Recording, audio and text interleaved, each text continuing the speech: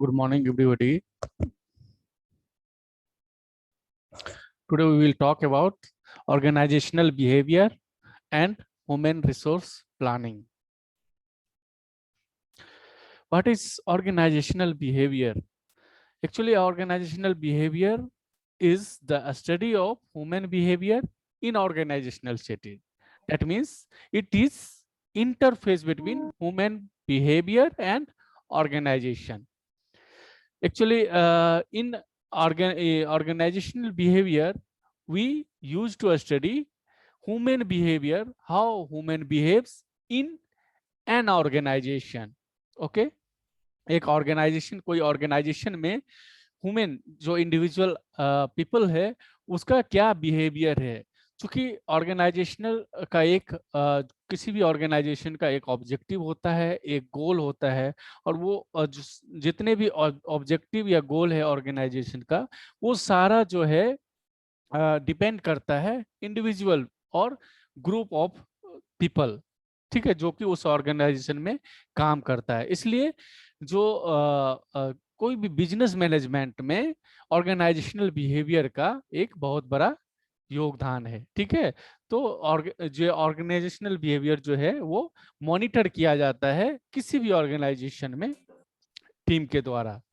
According to Fred, organizational behavior is directly concerned with understanding, prediction and control of human behavior in organization. किसी organization में organizational behavior क्या है? वो है understanding, मतलब जो ह्यूमन का बिहेवियर है उसको समझना, उसका प्रिडिक्शन करना और उसको कंट्रोल करना किसी ऑर्गेनाइजेशन में। ये सारे चीज करना ही ऑर्गेनाइजेशनल बिहेवियर है। ये किसने कहा? फ्रेड ने। ठीक है, organizational behaviour is the study of both group and individual performance and activity within an organization. Organization में जो है एक इंडिविजुअल के द्वारा या फिर ग्रुप ऑफ इंडिविजुअल के द्वारा जो परफॉर्मेंस या एक्टिविटी किया जाता है एक ऑर्गेनाइजेशन में, वो सारा जो है डील होता है ऑर्गेनाइजेशनल बिहेवियर में। ठीक है, so main goal of the organisational behaviour is to revitalise organisational theory and develop a better conceptualisation of organisational life. जो इसका मेन गोल है वो है कि ऑर्गेनाइजेशन थ्योरी को रीएस्टेब्लिश करना और जो कॉन्सेप्ट है ऑर्गेनाइजेशन का, जो उसका कल्चर है, जो उसका ऑब्जेक्टिव है, उसको रिकॉन्सेप्चुअलाइज करना। ठीक है, उसको कॉन्सेप्चुअलाइज करना, ये भी ऑर्गेनाइजेशनल बिहेवियर का गोल है, मेन गोल है। जब हम बात करेंगे हिस्ट्री की, मतलब जो ऑर्गेनाइजेशनल बिहेवियर का जो हिस्ट्री, कब ये इसका एस्टेब्लिशमेंट हुआ, ये कैसे ग्रो हुआ, जब हम हिस्ट्री की बात करें तो ये जो है जब मार्क्स वेवर का टाइम था। मार्क्स वेवर कौन था? एक बहुत बड़ा सोशलिस्ट था और वो पॉलिटिकल इकोनॉमिस्ट भी था। ठीक है, मार्क्स वेवर, उस टाइम से ये ऑर्गेनाइजेशनल बिहेवियर चला आ रहा है। ठीक है, जब इंडस्ट्रियल रिवॉल्यूशन हुआ, कब? 1760 में। कहाँ पे हुआ था? इंग्लैंड में हुआ था। तो बहुत सारा न्यू टेक्नोलॉजी आया और उसका एडॉप्टेशन हुआ। तो एक जो है ऑर्गेनाइजेशन और ऑर्गेनाइजेशनल सेटअप की जरूरत पड़ी और वहीं से ये कॉन्सेप्ट आया ऑर्गेनाइजेशनल बिहेवियर का। एक्चुअली जो मार्क्स वेबर ने जो डिस्क्राइब किया था, जो उन्होंने जो ऑर्गेनाइजेशनल बिहेवियर के बारे में बताया था, उसको आज के नाम से हम जानते हैं ब्यूरोक्रेसी। ब्यूरोक्रेसी जानते हो क्या है? हायरार्कियल जो सिस्टम है और किसी ऑर्गेनाइजेशन में, उसको ब्यूरोक्रेसी बोलते हैं। ठीक है, सबसे पहले ये जो चीज है, ये टर्म जो है ऑर्गेनाइजेशनल सेटअप का, वो मार्क्स वेबर ने ही दिया था। वो अपने ब्यूरोक्रेसी के लिए जाना जाता है। तो ब्यूरोक्रेसी जो है वो मार्क्स वेबर के टाइम में आया था। उसके बाद 1890 में 1890 में एक साइंटिस्ट थे टेलर, उसके नाम से एक कॉन्सेप्ट ऑर्गेनाइजेशनल बिहेवियर का आया जिसको टेलोरिज्म कहते हैं। उसने जो है एक सिस्टम ऑफ मैनेजमेंट दिया जिसको साइंटिफिक सिस्टम ऑफ मैनेजमेंट बोलते हैं, साइंटिफिक मैनेजमेंट बोलते हैं। इसके अनुसार जो है टेलोरिज्म के अनुसार क्या हुआ, उसने जो सिस्टम दिया था टेलोरिज्म, वो क्या है, उसने जो ब्यूरोक्रेसी दिया था मार्क्स वेबर ने, उसको उसने बताया कि ये जो ब्यूरोक्रेसी वो बहुत ज्यादा यूजफुल नहीं है। तो उसने एक नया सिस्टम दिया टॉलरेंस। इसके अनुसार क्या है, वो जो है उन्होंने बताया कि जो मैनेजर्स हैं जो ऑर्गेनाइजेशन के, उसे हर एक इंडिविजुअल जो काम करते हैं एम्प्लॉय, उसको उसके बिहेवियर को एनालाइज करना है, कौन क्या काम कर सकता है, कौन किस चीज में स्पेशलाइज है, उसको वही काम देना है। दूसरी बात, और there should be some incentives. Incentives मतलब मान लो 10 आदमी काम करते हैं, सबका वेतन सेम है, तो वो बहुत ज्यादा काम नहीं करेंगे क्योंकि मिलना तो सबको समान वेतन ही है। तो कुछ इंसेंटिव होना चाहिए, जो ज्यादा काम करे उसे ज्यादा मिले, इस टाइप का उसने बात कही। तो ये जो वे ऑफ मैनेजमेंट है, इसको साइंटिफिक वे ऑफ मैनेजमेंट कहते हैं, और ये टेलरिज्म भी कहते हैं। ये दिया गया था टेलर के द्वारा, ठीक है। तो ये है हिस्ट्री ऑफ ऑर्गेनाइजेशनल बिहेवियर। अब है कैरेक्टरिस्टिक्स ऑफ ऑर्गेनाइजेशनल बिहेवियर, कि ऑर्गेनाइजेशनल बिहेवियर का क्या क्या कैरेक्टरिस्टिक्स है, ठीक है। जो ऑर्गेनाइजेशनल बिहेवियर कैसे बिहेव करता है, उसका क्या कैरेक्टरिस्टिक्स है, ठीक है। पहला है, ये organizational behaviour is a separate field of study and not a discipline only. जो हम जनरली इसको एक डिसिप्लिन में हम अगर उसको रखते हैं, वो गलत है। ये एक सेपरेट फील्ड ऑफ स्टडी है, ठीक है। इसके लिए कुछ जो है कई तरह के डिसिप्लिन की जरूरत पड़ेगा, ठीक है। It is an interdisciplinary approach. Interdisciplinary approach मतलब ये सिर्फ एक डिसिप्लिनरी का सब्जेक्ट नहीं है, एक डिसिप्लिन का सब्जेक्ट नहीं है। इसमें चूंकि ह्यूमन इन्वॉल्व है, तो इसलिए इसमें साइकोलॉजी है, सोशियोलॉजी है, इकोनॉमिक्स है, और इसके अलावा इसमें मैनेजमेंट भी है। उस ये सारे जो डिसिप्लिन इसमें इंक्लूडेड है। तो इसलिए ये क्या है, एक इंटरडिसिप्लिनरी सब्जेक्ट है, ठीक है। दूसरा है, it is applied science. What is applied science? Because many principles of basic science is applied in organizational behavior, so it is applied science. Fourth is, it is normative science. Normative science, what is normative science? Normative science, when some action or some interpretation or some presentation is done based on assumption, कोई चीज को assume करके उसके बाद उसका interpretation करना, उसका presentation करना, उसके आधार पर प्लानिंग करना, उसको बोलते हैं नॉर्मेटिव साइंस। तो ह्यूमन बिहेवियर जो है, वो जो है लोग जो उसको एनालाइज करके उसको प्रिडिक्ट करते हैं कि ये ऐसा आदमी है तो ये ऐसा ही करेगा भविष्य में, तो इसके आधार पे वो प्लानिंग करता है। तो जो ऑर्गेनाइजेशनल बिहेवियर जो है वो नॉर्मेटिव साइंस है, ठीक है। अगला है, it is an humanistic and optimistic approach because it involves human and human nature is involved here, so it is humanistic and optimistic approach. Sixth one is a total system approach, means a holistic approach is applied here. Holistic approach मतलब किसी एक discipline या किसी एक subject से हमारा काम, ये ह्यूमन जो ऑर्गेनाइजेशनल बिहेवियर है उसका काम नहीं चलेगा। ये एक होलिस्टिक अप्रोच है, यहाँ पे हमें एक होलिस्टिक अप्रोच अपनाना पड़ेगा। डिफरेंट सब्जेक्ट, डिफरेंट डिसिप्लिन या डिफरेंट जो है डिपार्टमेंट्स को मिला के ये एक साथ सिस्टम की तरह काम करता है, ठीक है। तो ये जो 6 है, ये ऑर्गेनाइजेशनल बिहेवियर का कैरेक्टरिस्टिक्स है और फीचर है। ठीक है, अब है what are the objectives of organizational behaviour. Organizational behaviour का क्या क्या ऑब्जेक्टिव है? ठीक है, पहला है जॉब सेटिस्फेक्शन। अब ऑर्गेनाइजेशनल बिहेवियर का ये भी ऑब्जेक्टिव है कि हर जो जितने भी एम्प्लॉय है जो वहां पे काम करते हैं उसको जॉब सेटिस्फेक्शन मिले। जॉब सेटिस्फेक्शन कब मिलेगा? जब वो जिस काम के लिए स्पेशलाइज है वो काम उसे दिया जाएगा, ठीक है, तब वो जॉब सेटिस्फेक्शन मिलेगा, उसके काम के अनुसार उसको वेतन दिया जाए। तो जो इसका ऑर्गेनाइजेशनल बिहेवियर का पहला जो ऑब्जेक्टिव है वो है जॉब सेटिस्फेक्शन। दूसरा है finding the right people for right job. एक जो किसी जॉब के लिए जो जरूरी व्यक्ति है उसको खोजना, उसको उसको हायर करना, ये जो है सेकेंड गोल है या ऑब्जेक्टिव है ऑर्गेनाइजेशनल बिहेवियर का। थर्ड है ऑर्गेनाइजेशनल कल्चर। जो और किसी ऑर्गेनाइजेशन का जो कल्चर है उसको मेंटेन करना भी ऑब्जेक्टिव्स होता है ऑर्गेनाइजेशनल बिहेवियर का। किसी ऑर्गेनाइजेशनल का क्या कल्चर है, क्या रूल है, वो सारा मेंटेन करना भी ऑब्जेक्टिव है ऑर्गेनाइजेशनल बिहेवियर का।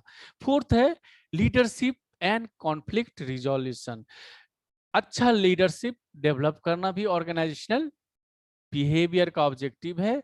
और it should have efficient conflict resolution system, because अगर कॉन्फ्लिक्ट रिजोल्यूशन सिस्टम अच्छा नहीं होगा तो जो एम्प्लॉय के बीच है वो मनमुटाव बढ़ेगा, क्योंकि वो सेटिस्फाई नहीं होगा। सेटिस्फेक्शन ऑर्गेनाइजेशन जो सेटअप है ऑर्गेनाइजेशन के लिए, जो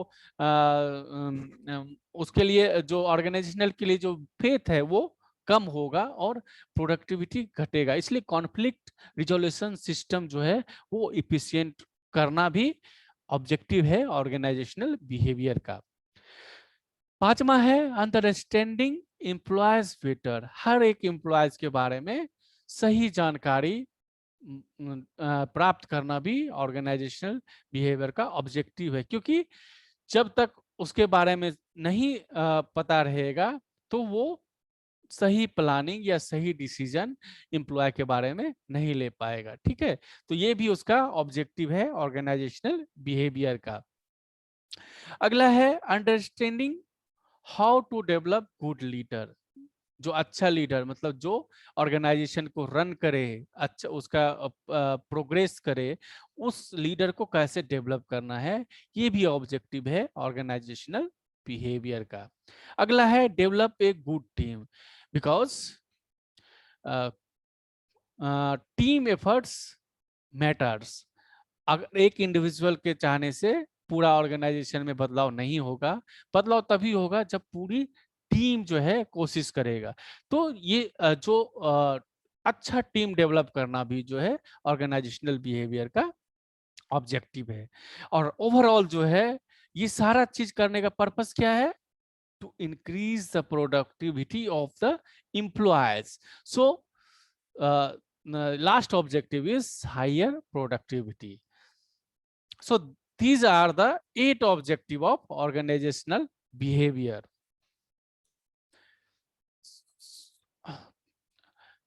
So many challenges and opportunity are there for organizational behavior. Some are listed here.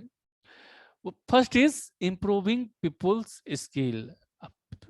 To improve people skill, organizational behavior has to do a lot. Actually improving people skills is challenges as well as opportunity. Second is improving quality and productivity. ये भी एक challenge है organizational behaviour का। Next है total quality management. ये बहुत ही जो है कॉमन टर्म है। जब कोई भी बिजनेस मैनेजमेंट या कोई भी बिजनेस के बारे में पढ़ोगे ये टर्म आपको बार बार सुनाई देगा, total quality management, TQM। What is this? Management approach to long term success through consumer satisfaction. तो ये जो टोटल क्वालिटी मैनेजमेंट है ये भी ऑर्गेनाइजेशनल बिहेवियर के लिए एक चैलेंज है। ठीक है। Fourth is managing workforce diversity. Work जहाँ पे वर्क हो रहा है वहाँ पे डाइवर्सिटी कैसे मेंटेन करना है। Fifth is responding to globalization, globalization you all no.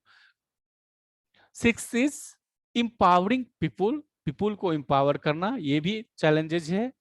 Coping with टेम्पोरेरीनेस, कोई भी चीज टेम्पोररी है उसको कैसे सस्टेनेबल बनाया जाए, तो उसके लिए भी काम करना, ये भी एक चैलेंजेस है।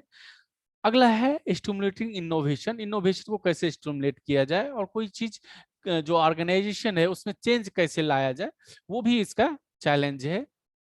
उसके बाद emerging e organization and e commerce, e organization और ई कॉमर्स जो है हाल हाल फिलहाल के दिन में एक बिजनेस की बात जहां भी करेंगे वहां पे ई मार्केटिंग या ई ऑर्गेनाइजेशन ई कॉमर्स जो है अभी बहुत मायने रखता है, तो उसको कैसे अपने ऑर्गेनाइजेशन में लाएं वो भी एक चैलेंज है। Improving ethical behaviour, ethical behaviour of employees, so moral behavior of employees should be enhanced। अब एक आदमी का जो है अपने कंपनी के लिए वो क्या सोचता है या फिर अपने जो ऑर्गेनाइजेशन है उसके लिए क्या सोचता है, उसका मोरल बिहेवियर को जो इम्प्रूव करना भी ये एक चैलेंजेस है और अपॉर्चुनिटी भी है ये ऑर्गेनाइजेशन बिहेवियर के लिए। 11th है इम्प्रूविंग कस्टमर सर्विस और 12th है helping employee balance work life conflict, जो जो एम्प्लॉय के बीच जो कॉन्फ्लिक्ट होता है उसको कम करके जो वर्क प्लेस है उसको अच्छा बनाना, ये भी चैलेंजेस है ऑर्गेनाइजेशनल बिहेवियर का। ये हमने 12 चैलेंजेस बताया है और भी है लेकिन हमने कुछ यहाँ पे दिखाया है। अब है limitation of organization behaviour, organization behaviour का कुछ लिमिटेशन भी है। हमने पहले ऑब्जेक्टिव बताया फिर चैलेंजेस बताया, अब कुछ लिमिटेशन है इस पे। यहाँ जो है लिमिटेशन हमने 3 लिमिटेशन को लिस्टेड किया है। फर्स्ट है बिहेवियरल बायस। अब हर ऑर्गेनाइजेशन बिहेवियर में क्या होता है, हर ऑर्गेनाइजेशन में जो भी डिसीजन होता है कहीं ना कहीं कभी ना कभी जो बायस हो जाता है behavioural, because it is human error. Human का अपना जो फीलिंग्स होता है, कोई जो है एम्प्लॉय के प्रति अच्छा है किसी के प्रति खराब है, तो थोड़ा बहुत जो है बिहेवियरल बायसनेस हो जाता है जो ऑर्गेनाइजेशन में। तो ये जो है ये लिमिटेशन है ऑर्गेनाइजेशनल बिहेवियर का। सेकंड है क्या, the law of diminishing return. हमने पहले ही बताया था लॉ ऑफ डिमिनिशिंग रिटर्न जब हम पढ़ा रहे थे, इकोनॉमिक्स पढ़ा रहे थे। जो एक सर्टेन लिमिट के बाद आप कितना भी ध्यान दें ऑर्गेनाइजेशन को अच्छा बनाने के लिए, एक सर्टेन लिमिट के बाद जो और भी अगर बढ़ाने की कोशिश करोगे तो उसका प्रोडक्टिविटी बढ़ेगा नहीं घटेगा। ये लॉ है डिमिनिशिंग रिटर्न, ये हर जगह काम करता है, ठीक है।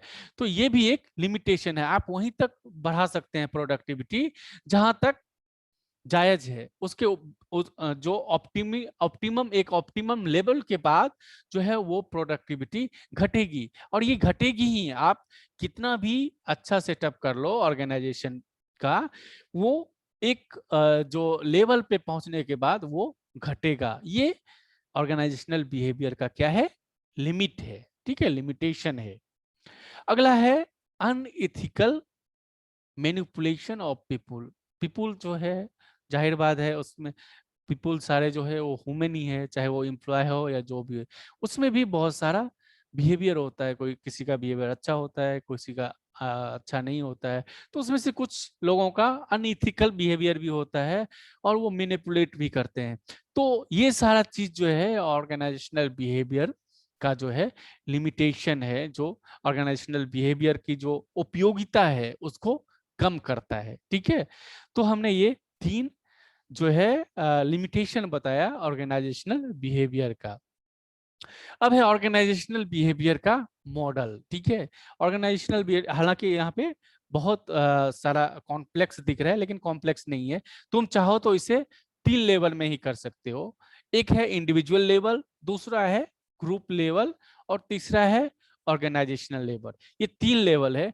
और जो मैनेजर्स हैं, जो मैनेज कर टीम ऑफ मैनेजमेंट है किसी ऑर्गेनाइजेशन का या किसी कंपनी का, वो 3 लेवल पे मैनेज करता है। एक इंडिविजुअल लेवल पर प्रत्येक जो है जो इंडिविजुअल वो उसको क्या काम दिया जाए, उसका क्या स्किल है, वो कितने, उसका प्रोडक्टिविटी क्या है, वहाँ मैनेज करता है। उसके बाद at group level, team level पर, ये टीम कैसा है, ये टीम का लीडर कैसा है, वो ग्रुप लेवल पे मैनेज करता है। और लास्ट में जो है ऑर्गेनाइजेशनल लेवल पे, जो पूरा organization as a unit consider करके उसको मैनेज करते हैं। तो जो लास्ट फर्स्ट वाला जो है इंडिविजुअल लेवल, उसका इफेक्ट होता है ग्रुप लेवल पे। जितना अच्छा इंडिविजुअल लेवल पे एफर्ट होगा, उतना अच्छा ग्रुप लेवल पे उसका परिणाम होगा। फिर वो ग्रुप लेवल पे जो एफर्ट होगा जितना अच्छा, उसका इफेक्ट होगा ऑर्गेनाइजेशन सिस्टम लेवल पे। तो ये तीनों जो है वो रिलेटेड है एक दूसरे पे। जो इंडिविजुअल लेवल पे जो काम होगा, जो बिहेवियर होगा आदमी का, वो रिफ्लेक्ट करेगा ग्रुप लेवल पे। और ग्रुप लेवल पे जो बिहेवियर होगा, जो काम होगा, वो रिफ्लेक्ट करेगा ऑर्गेनाइजेशनल लेवल पर। और ऑर्गेनाइजेशनल सिस्टम का जो इन्वायरमेंट है, जो उसका प्रोडक्टिविटी है, उस पे उसकी पूरी आउटपुट टर्नओवर डिपेंड करता है। ठीक है, तो हम जो मैनेजर्स हैं वो इंडिविजुअल लेवल से शुरू करता है और उसका रिजल्ट होता है ऑर्गेनाइजेशनल सिस्टम लेवल तक। ठीक है, यही है ऑर्गेनाइजेशनल बिहेवियर मॉडल। ठीक है, अब है factor affecting organizational behaviour. Organizational behaviour में क्या क्या जो है फैक्टर वो इफेक्ट करता है। पहला, पीपुल। पीपुल जो है वो मेन है। जो इंडिविजुअल, जो एम्प्लॉय जो है ऑर्गेनाइजेशन में काम करता है, उस पर सबसे ज्यादा डिपेंड करता है ऑर्गेनाइजेशनल बिहेवियर। ठीक है, एक ऑर्गेनाइजेशन का परफॉर्मेंस। उसके अलावा स्ट्रक्चर, स्ट्रक्चर जो आपका ऑर्गेनाइजेशन का क्या स्ट्रक्चर है, उस पर भी डिपेंड करता है जो है ऑर्गेनाइजेशनल बिहेवियर। ठीक है, उसके अलावा टेक्नोलॉजी, क्या टेक्नोलॉजी मॉडर्न है या ट्रेडिशनल है, क्योंकि सक्सेस जो है टेक्नोलॉजी पे भी डिपेंड करता है। उसके बाद इन्वायरमेंट। इन्वायरमेंट कहने का मतलब है वर्किंग इन्वायरमेंट। अब मान लो दो लेबर या दो एम्प्लॉय के बीच कॉन्फ्लिक्ट है, इन्वायरमेंट अच्छा नहीं है काम करने का, तो वहां पे कभी भी प्रोडक्टिविटी बहुत ज्यादा नहीं होगी। ठीक है, लोग एक दूसरे के टांग खींचने पे लगे होंगे। ठीक है, तो ये इन्वायरमेंट जो है ऑर्गेनाइजेशन का, वो भी अच्छा होना चाहिए। ये ऑर्गेनाइजेशनल बिहेवियर के सक्सेस के लिए जरूरी है। तो ये चार जो है वो फोर्स है, फैक्टर है, जो कि अफेक्ट करता है ऑर्गेनाइजेशनल बिहेवियर का। अब हम बात करेंगे ह्यूमन रिसोर्स प्लानिंग। नाम से ही पता है, ह्यूमन रिसोर्स प्लानिंग, इसको एचआरपी बोलते हैं। ठीक है, ह्यूमन रिसोर्स प्लानिंग मतलब planning of human resource. Planning करते हैं ह्यूमन रिसोर्स के बारे में। ह्यूमन रिसोर्स क्या है? एम्प्लॉय। ठीक है, किसी ऑर्गेनाइजेशन में जो है ह्यूमन रिसोर्स का जो प्लानिंग करते हैं, उसी को ह्यूमन रिसोर्स प्लानिंग कहते हैं। और ये प्लानिंग क्यों जरूरी है? अब मान लो जो किसी ऑर्गेनाइजेशन में जो एम्प्लॉय है वो इफिशियंट है कि इनएफिशिएंट है, उसका प्रोडक्टिविटी कैसा है, उसका शॉर्टेज है या सरप्लस है, ये सारा चीज कैसे पता चलेगा? क्योंकि ऑर्गेनाइजेशन तो बहुत बड़ा होता है। तो उसके लिए जो है एक जो विंग है, जो रिस्पॉन्सिबल होता है ह्यूमन रिसोर्स प्लानिंग के लिए, जिसे एचआर डिपार्टमेंट बोलते हैं। जो ह्यूमन रिसोर्स डिपार्टमेंट हर कंपनी में होता है, एचआर डिपार्टमेंट, या फिर किसी ऑर्गेनाइजेशन में भी एचआर डिपार्टमेंट होता है। उस वो डिपार्टमेंट जो है वो रिस्पॉन्सिबल होता है ह्यूमन रिसोर्स प्लानिंग का। तो वो प्लानिंग करता है ह्यूमन रिसोर्सेज के बारे में, कि शॉर्टेज है या जो है सरप्लस है ह्यूमन रिसोर्स का, या फिर जो एम्प्लॉय जो काम के लिए है वही काम कर रहा है या दूसरा काम कर रहा है, जो एम्प्लॉय को जिस काम के लिए हायर किया है वो काम कर पा रहा है कि नहीं कर पा रहा है। ये सारा चीज जो है ह्यूमन रिसोर्स प्लानिंग एचआरपी के अंतर्गत आता है। HRP is an important investment for any business as it allows company to remain both productive and profitable। जो एचआरपी है वो एक इन्वेस्टमेंट की तरह है। क्यों? क्योंकि उसमें पैसा लगता है, एक ह्यूमन को हायर करने के लिए पैसा लगता है। वो जाहिर बात है वो एक इन्वेस्टमेंट है कंपनी के लिए। तो वो प्रॉफिटेबल हो और प्रोडक्टिव हो, वो जरूरी है। क्योंकि वो एक इन्वेस्टमेंट है। वो अगर अगर मान लो मैं अगर 40,000 वेतन ले रहा हूँ, तो मैं अगर 60,000 का काम नहीं कर रहा हूँ, मेरी वजह से 60,000 का कंपनी को प्रॉफिट नहीं आ रहा है, तो मुझे वो कंपनी क्यों रखेगा? अगर मान लो मेरी वजह से 30,000 का ही वो हो रहा है, प्रॉफिट हो रहा है, तो वो उसको लॉस है ना। वो एक इन्वेस्टमेंट है जो पैसा सैलरी में देता है। तो ये इंपॉर्टेंट है ह्यूमन रिसोर्स प्लानिंग। तो ह्यूमन रिसोर्स प्लानिंग का जो स्टेप्स है वो 4 स्टेप्स है। पहला है analysing labour supply. Labour supply को एनालाइज करता है, हमारे पास कितने लेबर हैं, वो कहाँ कहाँ किस काम के लिए रखे गए हैं, वो उस काम को सही से कर रहा है कि नहीं। ठीक है। वो जितने वो जो उसके पास लेबर है, वो सबके बारे में एनालाइज करता है, कौन सा लेबर है, कैसा है, सब चीज।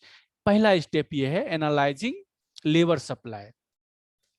दूसरा स्टेप है फोरकास्टिंग लेबर सप्लाई।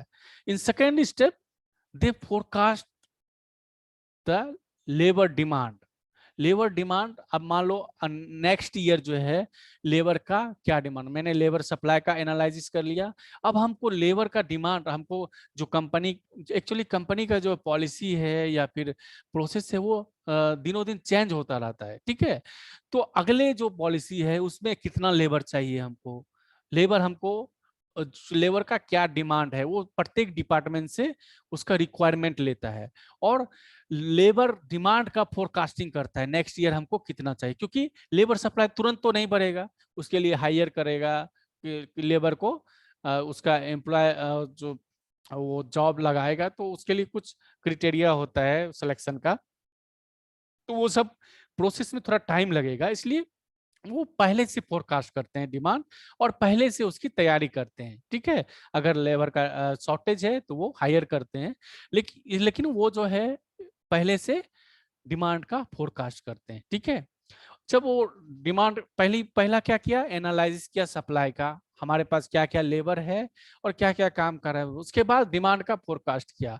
अब क्या करता है, balancing labour demand with supply. Demand का लेबर क्या है, लेबर का डिमांड क्या है और लेबर का सप्लाई क्या है, दोनों के बीच गैप कितना है, वो गैप को फाइंड आउट करता है। और अगर शॉर्टेज है तो हम और हायर करेंगे, अगर शॉर्टेज नहीं है, सरप्लस है, तो कुछ लेबर को हम बाहर बिठाएंगे या फिर दूसरे एक्टिविटी में लगाएंगे। ठीक है। और in this steps they have few questions like should employee learn new skill. क्या हमारे जो एम्प्लॉय है उसको नया स्किल सीखना चाहिए, उसकी जरूरत है। दूसरा, does the companies need more manager, और ज्यादा मैनेजर की जरूरत है, मैनेज नहीं हो रहा है। Do all employee play their strength in their current role, क्या सब जो लेबर हमने हायर किया है वो अपना रोल प्ले कर रहे हैं, अगर नहीं कर रहे हैं तो क्यों नहीं कर रहे हैं। ये सारा चीज balancing labour demand with supply. तो ये हुआ, पहला हुआ analysing supply of labour, labour supply. दूसरा है फोरकास्टिंग लेबर डिमांड। तीसरा है balancing labour demand with supply. और अ,